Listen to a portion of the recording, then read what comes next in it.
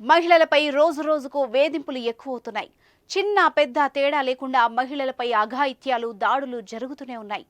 తాజాగా సభ్య సమాజం తలదించుకునే దారుణం ఆలస్యంగా వెలుగు చూసింది. సహజీవనం చేస్తోందని కొందరు ఓ దళిత మహిళను వివస్త్రను చేసి జననాంగాల్లో కారం కొట్టి చిత్ర హింసలకు గురి చేశారు కొందరు వ్యక్తులు. అనంతరం గ్రామంలో నడి బజారులో అందరూ చూస్తుండగానే చెట్టుకు కట్టేసి కొట్టారు. కామారెడ్డి జిల్లాలో గత 3 రోజుల క్రితం జరిగినా కానీ ఆలస్యంగా వెలుగులోకి వచ్చింది ఈ ఘటన. గజం కేవలం 4,500 రూపాయలతో 165 గజాల భూమి కేవలం 8 లక్షలు మాత్రమే. అసలేం జరిగింది? మహిళను ఎందుకు అంత దారుణంగా చిత్రహింసలు పెట్టారు అన్న విషయం తెలుసుకుంటే, కామారెడ్డి జిల్లా మాచారెడ్డి మండలం అక్కాపూర్కు చెందిన నరేష్ అదే గ్రామానికి చెందిన సంధ్యను గతంలో పెళ్లి చేసుకున్నాడు. కొద్ది రోజుల తర్వాత వారి మధ్య గొడవలు వచ్చి దూరంగా ఉంటున్నారు.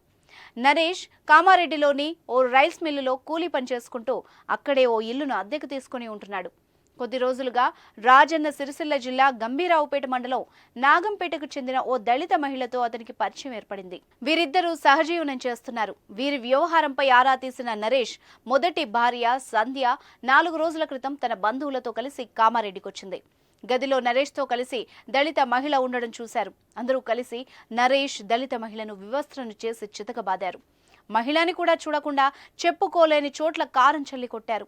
అక్కడి నుంచి వారిని అక్కాపూర్ తీసుకువెళ్లి బంధించారు. విషయం బయటకు రావద్దని బెదిరించారు. ఈ ఘటనకు సంబంధించిన వీడియోలు సోషల్ మీడియాలో చక్కర్లు కొట్టడంతో ఈ విషయం తాజాగా వెలుగులోకి వచ్చింది.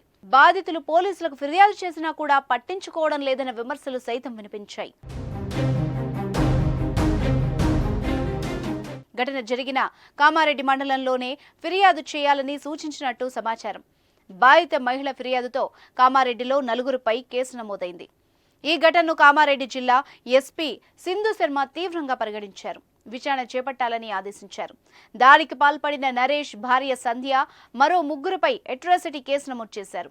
నిందితులపై కఠిన చర్యలు తీసుకోవాలంటూ మాచారెడ్డిలోని దళిత సంఘాల ఆధ్వర్యంలో నిన్న ఆందోళనకు దిగారు. దాడికి పాల్పడిన 5గురిని అదుపులోకి తీసుకున్నట్టు ఎస్పీ సింధు శర్మ తెలిపారు. ఆమె మాట్లాడుతూ ఘటనకు సంబంధించిన ఫిర్యాదు ఆలస్యంగా వచ్చిందన్నారు. వెంటనే కేసు నమోదు చేసి నిందితుల్ని అదుపులోకి తీసుకున్నామని వెల్లడించారు. పోలీసుల అలసత్వం ఏమీ జరగలేదు అన్నారు. డీఎస్పీ ప్రకాష్ ఆధ్వర్యంలో విచారణ జరుగుతున్నట్టు తెలిపారు. దాడికి పాల్పడిన నాగారపు ఎల్లయ్య, భాగ్యలక్ష్మి, మిల్లర్ రవి, పుట్ట నరసింహులు, సంధ్యలపై కేసు నమోదు చేసి రిమాండ్కు తరలించినట్టు చెప్పారు.